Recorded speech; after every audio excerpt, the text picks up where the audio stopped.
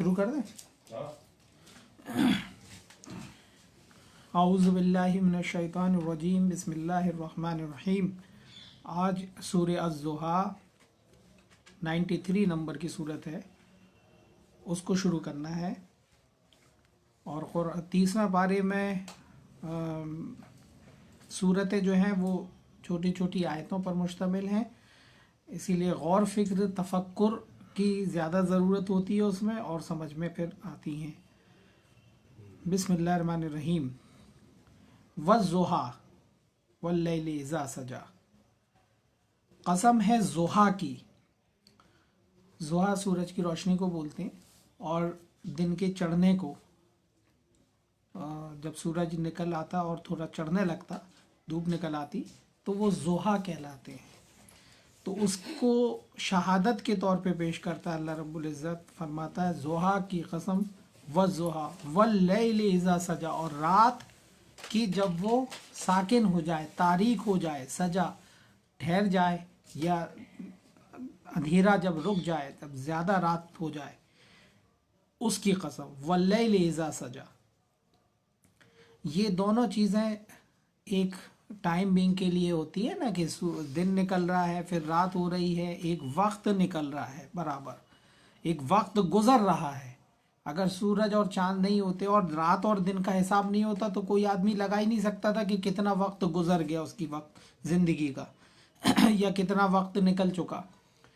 तो फरमाया ज़ुहा की कसम, और रात की जब वो तारीक हो जाए, उसकी कसम। मा वद्दाका रब्बुका वमा कला, आपके रब ने आपको विदा नहीं किया, छोड़ा नहीं। मा वद्दाका, आपके रब ने आपको विदा नहीं किया, रब्बु का, वमा कला, और ना वो कला नाराज हो गया, ना वो बेजार हुआ, ना आपके रब ने आपको छोड़ा।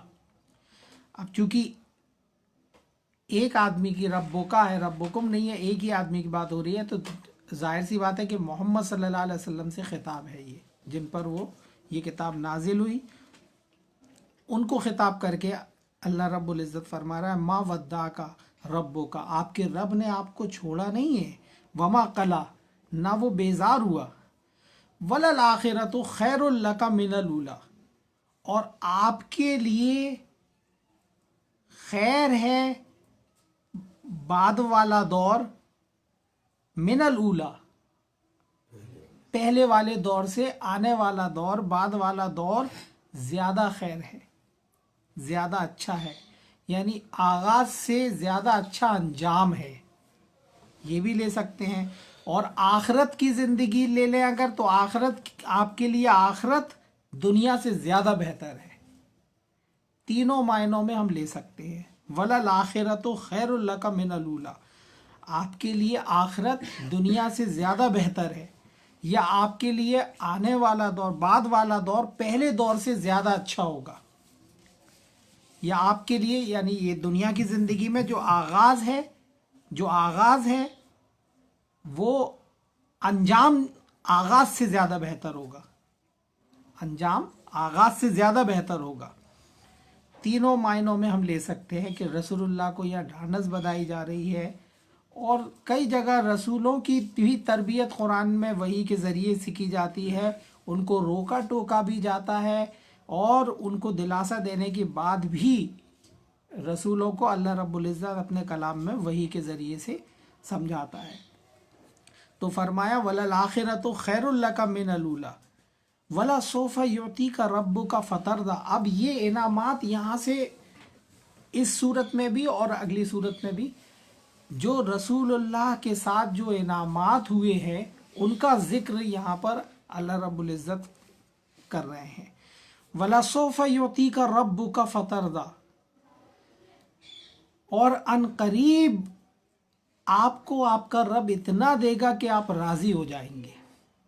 युतीका, अता करेगा, देगा, वला सोफ़ा, जल्दी, और अनकरीब आपका रब आपको इतना अता करेगा कि आप राज़ी हो जाएंगे, आप खुश हो जाएंगे। अभी फरमाया ना कि अंजाम आगाज़ से बेहतर होगा, और अनकरीब आपको आपका रब इतना देगा कि आप राज़ी हो जाएंगे। जाहिर सी बात है कि یہاں جو ہے ہر قسم کی عطا ہو سکتی ہے، مال دولت کی بھی، ہدایت کی بھی، رشد کی بھی، اور ہر چیز میں، جیسے قرآن میں یہ بھی وہاں پہ بھی فرمایا انا اعطیناک الکوثر، ہم نے آپ کو الکثیر دیا، الکثیر دیں گے، الکثیر، کثیر کا مطلب ہوتا ہے بہت سارا، اکثر جس سے بنتا ہے کثیر، تعداد، کثیر۔ تو یہاں رسول اللہ کو ڈھانڈس بندھائی گئی اور فرمایا کہ وَلَسَوْفَ يُؤْتِيكَ رَبُّكَ فَتَرْضَىٰ، کہ آپ کا رب آپ کو عنقریب اتنا عطا کرے گا کہ آپ راضی ہو جائیں گے، سیٹسفائیڈ ہو جائیں گے۔ اب ادھر سے کچھ لوگوں نے یہ بھی ایک نکال لیا، حالانکہ وہ سوچ روایتوں میں بیان کری کہ یہ فرمایا جا رہا ہے کہ عنقریب آپ کا رب آپ کو دے گا کہ آپ راضی ہو جائیں گے، تو وہ شفاعت کی اجازت، سفارش کی اجازت سے لیتے ہیں وہ، کہ یہاں فرمایا گیا کہ سفارش کے لیے اللہ رب العزت اجازت دے دیں گے اور اتنے لوگوں کو جہنم سے جنت میں بھیج دیں گے کہ آپ سیٹسفائیڈ ہو جائیں گے، یعنی ٹوٹل، سب ٹوٹیلٹی۔ تو یہ قرآن کے عقیدے کے خلاف ہے، یہ بات اپنے آپ سے مان لینا ایسا کہ یہاں سفارش کی کوئی بات ہو رہی کہ اللہ تعالیٰ سفارش کا ادھیکار دے دے گا رسول اللہ کو۔ یہاں تو یہ کہا جا رہا ہے کہ عنقریب آپ کو اتنا دے گا آپ کا رب کہ آپ راضی ہو جائیں گے۔ علم یجد کا اب آگے فرمایا کہ دیکھو دنیا میں کیا کیا اللہ تعالیٰ نے آپ کے ساتھ، علم یجد کا یتیمن فاوا، کیا نہیں پایا آپ کو یتیم تو ٹھکانہ دیا۔ اب یہاں سے یتیم کے معنی بھی کھل جاتے ہیں کہ جو بے سہارا ہو، جس کے پاس کوئی ٹھور ٹھکانہ نہیں ہو، کوئی اس کا الگ تھلگ پڑا ہو، وہ یتیم کی اس میں آ جائے گا۔ ہم لوگ خالی یہی سمجھتے ہیں کہ جس کا والد کا انتقال ہو جائے وہ یتیم ہے، اب وہ بھی ہے کیونکہ اس کا بھی ایک سہارا چھوٹ گیا۔ یتیم کے معنی بھی اکیلے رہ جانا ہوتے ہیں عربی میں، تنہا، اکیلا، جس کا کوئی پرسان حال نہیں ہو۔ تو یہاں فرمایا کہ علم یجد کا، کیا ہم نے آپ کو یتیم نہیں پایا، کیا ہم نے آپ کو تنہا اکیلا نہیں پایا، فاوا تو ٹھکانہ دیا، آوا ٹھکانہ دیا، ووجدک ضالا فہدا، اور پایا آپ کو راہ کی تلاش میں تو ہدایت دی۔ اب یہاں سے ایک بات کھل کے آتی ہے کہ آپ راہ کی تلاش میں تھے، وہی آنے سے پہلے جو ایک راہ کی تلاش ہوتی ہے نا کہ حق کا پتہ ہو جائے، حق کیا ہے، کیونکہ اس وقت تو گمراہی تھی۔ قرآن آیا ہی اسی لیے کہ ظلمات سے نکال کے، اندھیروں سے نکال کے روشنی کی طرف لے آئے۔ تو کوئی بھی ہدایت کی کمپلیٹ ہدایت نہیں موجود تھی قرآن آنے سے پہلے، کیونکہ جو سابقہ کتابیں تھیں اس میں خلط ملط ہو گیا تھا اور ہدایت کو بدل دیا گیا تھا، اور گمراہی کے طور پہ وہ لوگ اپنے دین کو مان رہے تھے۔ تو فرمایا وَوَجَدَكَ ضَالًّا فَهَدَىٰ، ہم نے آپ کو ضالن پایا، راہ کی تلاش میں، مطلب جس کی راہ کھو جائے وہ کہلاتا ہے ضالن، اضل، گمراہی کے لیے آتا ہے، یعنی جس کی راہ گم ہو جائے۔ تو آپ کو راہ گم ہو گئی تھی، تو راہ تو تھی نہیں، جب کوئی ہدایت تھی نہیں اس وقت موجود، تو اللہ تعالیٰ نے فرمایا ہم نے آپ کو راہ کی تلاش میں پایا، تو دیکھو وہی بھیج دی، رسول بنا دیا، وہی بھیج دی، آپ کو صحیح راستہ مل گیا۔ اب اس وحی کے ذریعے پوری دنیا میں راستہ مل جائے گا، جو بھی اس قرآن پاک میں پڑھے گا اس کو صحیح راستہ مل جائے گا۔ یعنی راہ ہدایت کی کتاب ہی یہی ہے قرآن، اس کے علاوہ کہیں اور ہدایت ہے ہی نہیں، اس کتاب کے علاوہ کہیں اور ہدایت ہے بھی نہیں، اور گمراہی ہے۔ تو جو سابقہ کتابیں تھیں اس میں بھی ہدایت چھپ گئی تھی، کھو گئی تھی۔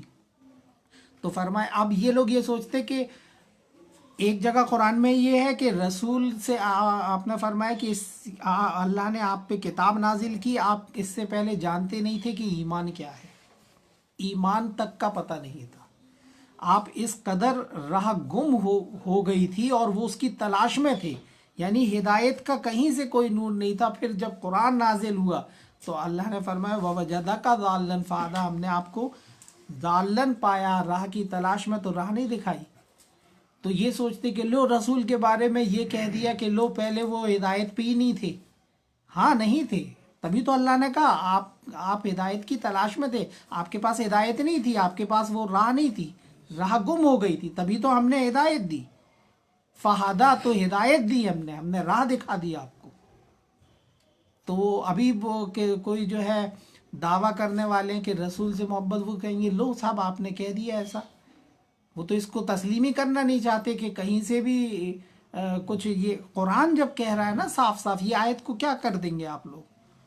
تو قرآن تو ایک سیٹ کرتا ہے نا کہ رسولوں کے بارے میں کیا عقیدہ. رسولوں کے لیے روک ٹوک بھی آئی قرآن میں. آپ بشر تھے، چوک بھی ہوئی جہاں جس رسول سے وہاں اس کے لیے ڈانٹ ڈپٹ بھی آ گئی، سمجھا بھی دیا گیا. بہت ساری وہ بشر تھے اور ان کی زبان سے کہلوا دیا گیا کہ میں تو بس اسی کی پیروی کرتا ہوں جو وہی مجھ پر آتی ہے، جو اللہ نے وہی بھیجی ہے بس اسی کو مانتے ہیں. رسول نے کہہ دیا، اور رسول سے بھی کہہ دیا گیا کہ جو وہی اللہ تعالیٰ نازل کر رہا ہے آپ اسی کے مطابق فیصلہ کریں. آپ جو ہے کسی اور کی بات میں بھی نہیں آ جانا، ورنہ یہ آپ کو راہ سے گم کر دیں گے، گمراہ کر دیں گے. رسول کو سمجھایا جا رہا کہ جو وہی آپ پر نازل ہو رہی ہے آپ اسی پر قائم رہنا. اور رسول کا کیریکٹر کے بارے میں تو بتائے کہ ظاہر سی بات ہے کہ اللہ رب العزت جس کو منتخب کرے گا رسول کے لیے کرتا تھا. اب تو کوئی رسول اور نبی نہیں آئے گا، آخری رسول اور نبی آ چکے اور کتاب بھیج دی، اب کتاب محفوظ شکل میں.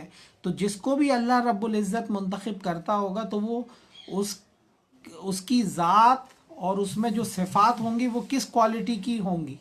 یعنی راہ تو نہیں پائی تھی انہوں نے ہدایت کی، لیکن جو انٹرنل جو آدمی کے اندر ایک آنیسٹی اور خوش اخلاقی، محبت جو چیز رہتی وہ تو اعلیٰ درجے کی ہوگی. اسی لیے قرآن نے کہہ دیا انہ لخلق عظیم، آپ کے تو جو ہے اخلاق بے حد بلند ہے. اور اگر آپ ذرا بھی ایسے اخلاق کے ہوتے تو سب آپ کے پاس سے کوئی نہیں جھکتا، سب چھٹ جاتے. تو اس کوالٹی کو کسی درجے تک ہم اپنے اندر بھی تو پیدا کریں. اخلاق کے اعتبار سے تو انسانیت کے دائرے سے تو گرنے کو اللہ تعالیٰ کبھی بھی نہیں کہتا کہ کوئی دشمن کے ساتھ بھی وہ اس طرح کا آپ کا بیہیو ہونا چاہیے، وہ اخلاق ہونا چاہیے کہ اخلاق کی تعریف تو ہونی چاہیے. ہاں بات آپ کی نہیں مان رہے، مطلب ڈفرینسز آف اوپینین تو ہو سکتے ہیں کہ آپ کی بات ہمیں سمجھ میں نہیں آ رہی، ہمیں آپ کی سمجھ میں نہیں آ رہی، لیکن اخلاقی معیار سے تو کوئی نہیں گر سکتا. نہ کوئی کسی کو کھلے عام گالیاں دے سکتا، نہ کوئی کسی کو کھلے عام برا بھلا کہہ سکتا.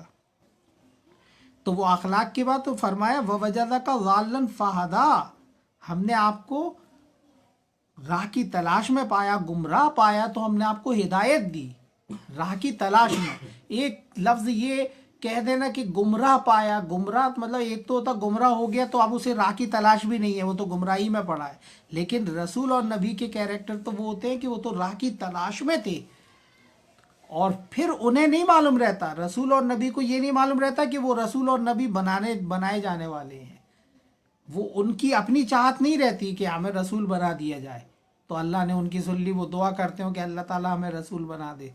یہ نہیں ہوتا، وہی آ جاتی اور وہ سمجھ جاتے کہ وہ رسول اپوائنٹ ہو گئے اللہ کی طرف سے. پھر ذمہ داریاں ان کی کس قدر بڑھ جاتی. ان کے لیے کچھ الگ رولز بھی رہتے ہیں جو قرآن میں دیے ہیں، جو عام پبلک کے لیے نہیں رہتے ہیں. کچھ پابندیاں بھی رہتی ہیں ان پہ، ایکسز. اب جیسے رسول کی جو وائفز ہیں وہ کبھی بھی شادی نہیں کر سکتی ان کے بعد. عام انسانوں کی وائف تو ہسبینڈ کے مرنے کے بعد شادی کر سکتی ہیں، لیکن ان کو اپوائنٹ کر دیا امہات المومنین، ماں ہیں وہ کبھی بھی شادی نہیں کر سکتی.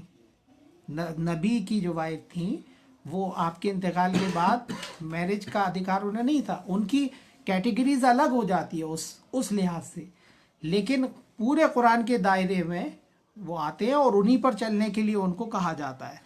تو وَوَجَدَكَ ضَالًّا فَهَدَىٰ.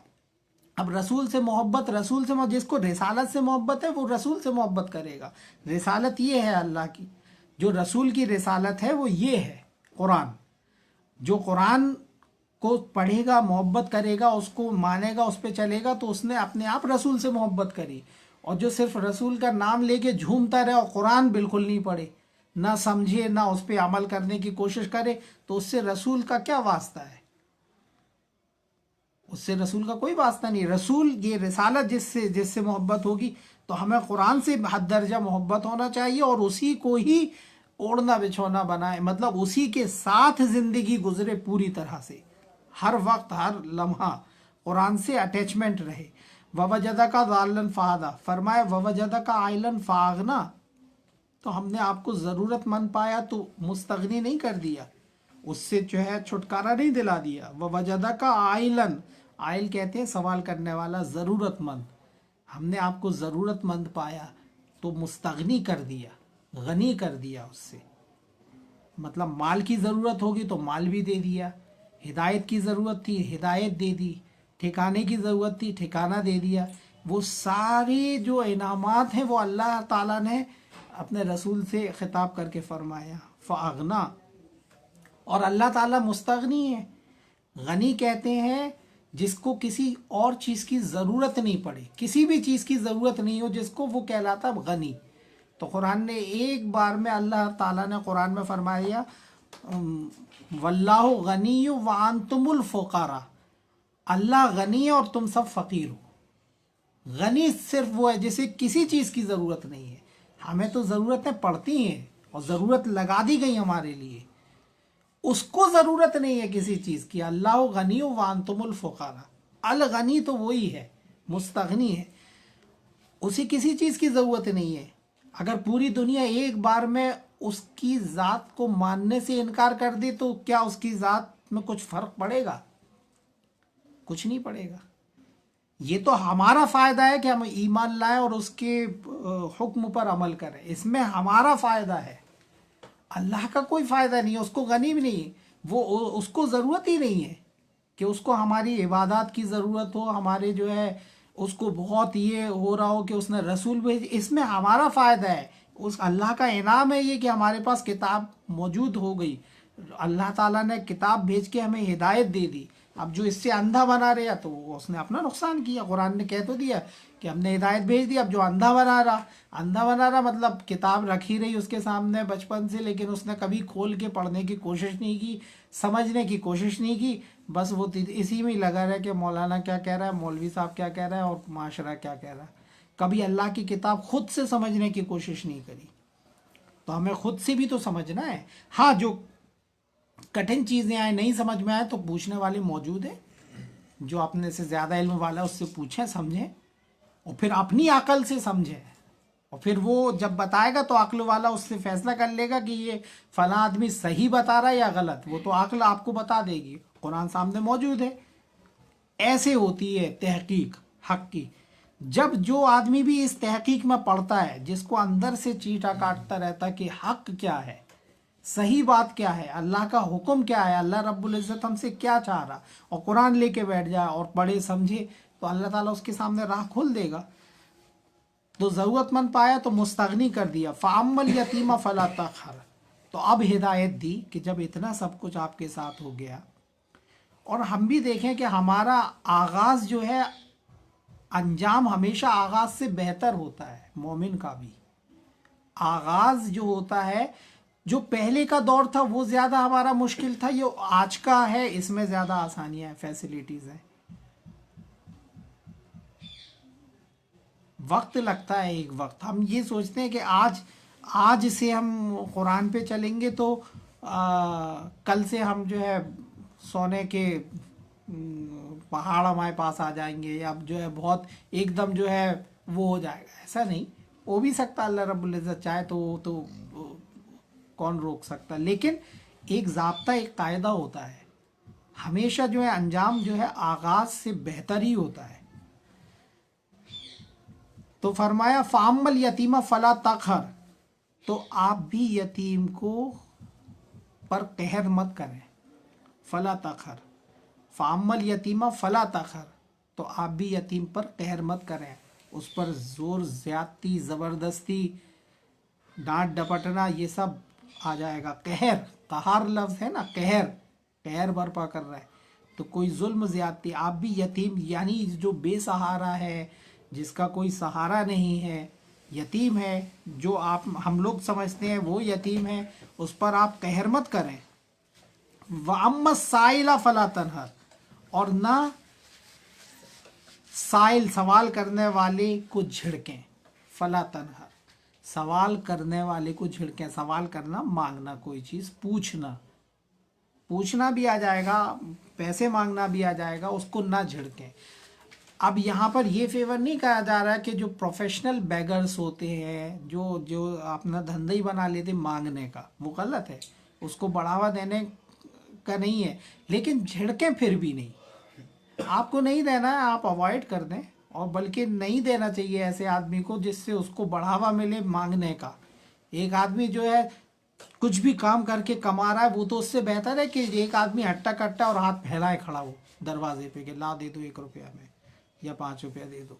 तो ये तो प्रोफेशनल्स होते हैं, इनको तो नहीं देना चाहिए, ना झिड़कना चाहिए, क्योंकि झिड़कने को तो मना ही कर दिया, क्योंकि वो तो अपनी इज्जत आपके हाथ में दे रहा। मांगना तो अपनी इज्जत को हाथ वो करना होता है ना, किसी के सामने हाथ फैलाना।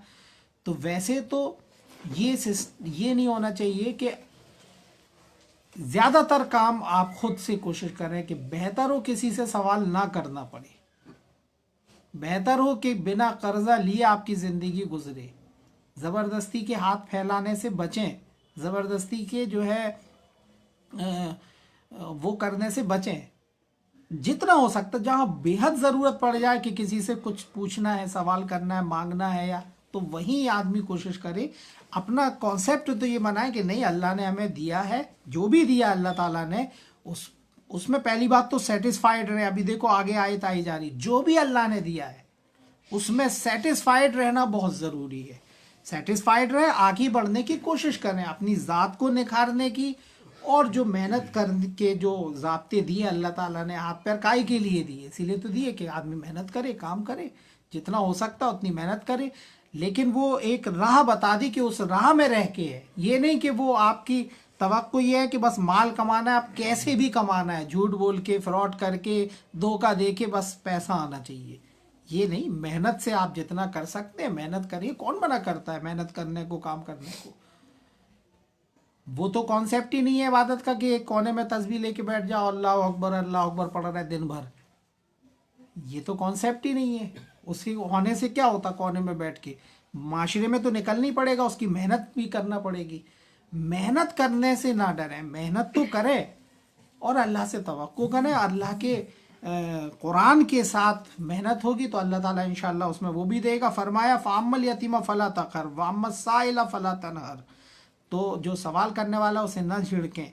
वाम्मा बिनेमत रब्बिका फ़हद्दिस, और आपके रब की नेमतों को इजहार करें। जो रब ने जो नेमतें दी हैं उसे बयान करो। बयान करना ज़बान से भी, जिस्म से भी। अब यहाँ पर एक बहुत अच्छी बात ये आ गई, हम सोचें, अल्लाह ताला फरमा रहा है वाम्मा बिनेमत रब्बिका फ़हद्दिस, अपने रब की नेमतों को बयान करो, ज़बान से भी। मतलब साफ है कि हाय हाय करते नहीं फिरो। अल्लाह ताला ये नहीं चाहता कि बंदा रोता झीकता रहे हमेशा, जिस हाल में भी रहे तो खुश तो रहे कम से कम। ये क्यों सोचते रहते, हाय हाय हाय हाय करते रहते कि अल्लाह ताला ने हमें क्यों कार में मैसर नहीं की, हमें क्यों नहीं बंगला दिया, हमें क्यों नहीं कोई बहुत बड़े अमीर सेठ के घर में पैदा कर दिया तो हमें विरासत में मिल जाता, कोई मेहनत ही नहीं करना पड़ती। जिस हाल में अल्लाह ने रखा, हर हाल में रखा, उसी में एग्ज़ाम होगा आपका। और आप मेहनत से हो सकता है अल्लाह ताला आपको आगे भी बढ़ा दे, लेकिन हाय हाय करने से कुछ नहीं होता, प्रेजेंट और ख़राब हो जाता। हाय हाय करने से कुछ नहीं होता। सेटिस्फाइड रहें, जो भी अल्लाह ने दिया, जितना भी दिया उसमें अल्लाह का शुक्र भेजें। और ये सोचें ना कि आपको 2 वक्त की रोटी हमें अल्लाह ताला दे रहा है, किसी के पास तो 2 वक्त की खाने की रोटी भी नहीं है, उसे जो है बहुत मेहनत करना पड़ती 2 वक्त की रोटी कमाने के लिए। अगर आपको वो चीज़ है तो उस पर अल्लाह का शुक्र बयान नहीं किया जाएगा उसकी नेमत का, कि ये बहुत बड़ी नेमत है कि अल्लाह ताला ने हमें 2 हाथ दिए। किसी का एक ही हाथ होता बेचारे का, कि कोई जो है अंधा होता है, कोई काना होता है, वो जैसा भी अल्लाह ने हमें सही सालिम बना दिया, हाथ पैर दे दिए, तो ये तो बहुत बड़ी नेमत है। बीमार नहीं किया, कोई बीमारी नहीं लगा, ये भी नेमत है। सेहतयाब किया। अब वो क्या होता है कि हाय हाय हाय करने से वो चीज़ भी ख़राब हो जाती जो प्रेजेंट है। हमेशा यही शिकायत अल्लाह ताला से शिकायत नहीं होना चाहिए। قرآن تو اطمینان کے لیے کہہ رہا ہے نا. ایمان ماننا اطمینان ہوتا ہے، اس میں ماننے کا نام ہی ہوتا ہے جس پہ آپ کو اطمینان ہو جائے. اگر آپ کو اللہ کی دینے پر اطمینان نہیں ہے تو یہ تو بہت بڑی شکایت ہے. اور اللہ تعالیٰ جانتا ہے، یعنی آپ یہ سوچ رہے ہیں کہ اللہ تعالیٰ نے ہمیں امیر نہیں بنایا تو کچھ بہت بڑی غلطی کر دی، ہمیں امیر ہونا چاہیے تھا. تو اللہ کو تو معلوم ہے کس کو کیا دینا ہے، کب دینا ہے، کون کس کیٹیگری میں رہ کے زندگی گزارے گا، یہ اس کا طے کیا ہوا ہے. ہم اس میں شکایت نہیں کر سکتے. ہاں محنت کریں، کوشش کریں، اللہ سے توقع بھی رکھیں، لیکن شکایت نہیں ہونا چاہیے. وہ کانسیپٹ سدھار لیں تھوڑا سا کہ ایک ہمیشہ ہائے ہائے کل روتا جھیکتا کو بندہ پسند نہیں ہے اللہ تعالیٰ کو. وہ تو چاہتا ہے کہ تم خوش رہو، اپنے اوپر بھی اظہار کرو، فضول خرچی منع ہے، لیکن یہ نہیں کہ اللہ نے دیا بھی بہت ہے پھر بھی ایسی زندگی گزار رہے کہ وہ اس کی نعمتوں کا اظہار نہیں ہو رہا. اللہ نے اس قدر دیا ہے کہ آپ گاڑی پہ چل سکتے ہو لیکن پھر بھی پیدل ہی جا رہے. وہ ایک الگ بات ہے کہ صحت کے حساب سے وہ پیدل چل رہا ہے، لیکن بالکل اتنی کنجوسی کر رہا ہے کہ وہ جو ہے آپ کی رہنے کی زندگی بھی دوبر ہو رہی، ضرورت کی چیزیں بھی آپ کے پاس میسر نہیں ہو پا رہی. تو کس لیے ہے وہ پیسہ؟ ضرورت کی فضول خرچی نہیں کریں، لیکن ضرورت کی چیزوں کا انتظام کریں اپنے لیے، اپنے فیملی کے لیے.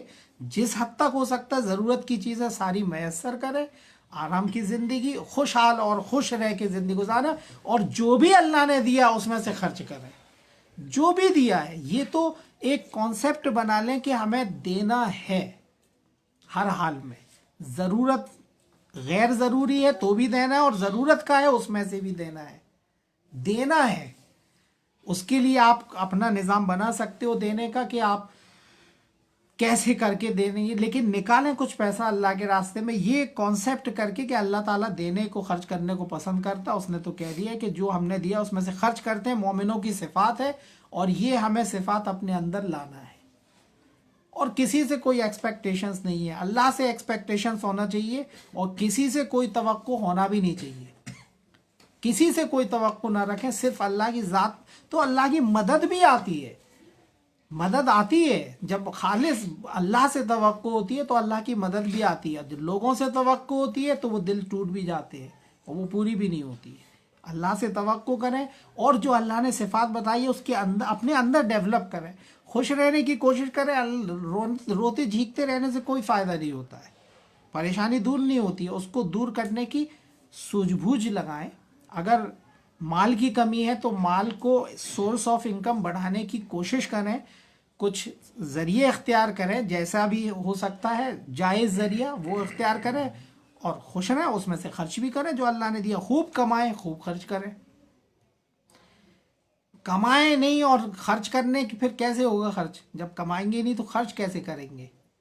خرچ بھی تو کرنا ہے نا، اپنے گھر والوں پہ بھی، اپنے اوپر بھی، اور معاشرے کو بھی ڈیولپ کرنا ہے. خرچ کرنا تو کمائیں بھی خوب، اور ایسا کمانے بھی نہیں لگے کہ قرآن سائیڈ میں رکھا، وہ بس پورا سسٹم بنانا ہے. وہ آپ کے اوپر ہے، ہمارے خود کے اوپر ہے کہ ہم کیسا سسٹم بناتے ہیں اپنی لائف کا. کتنا وقت ہم جو ہے برباد کرتے ہیں ایسی باتوں میں، فضول اس میں، یا جو ہے کام میں لگاتے ہیں. تو اپنے وقت کو برباد کرنے سے بچائیں، قرآن سمجھیں، سمجھائیں، اور اللہ سے توقع کریں، دعا بھی کریں. اللہ تعالیٰ جو ہے اور راستے قرآن کے ذریعے سے کھولے گا، اور مدد انشاءاللہ اس کی آئے گی. یہاں پر یہ سورہ الضحیٰ پوری ہوئی. انشاءاللہ سورہ النشر اگلے ہفتے شروع ہوگی. وآخر دعوانا ان الحمد للہ رب العالمین. اس درس کو زیادہ سے زیادہ لوگوں میں پہنچائیں.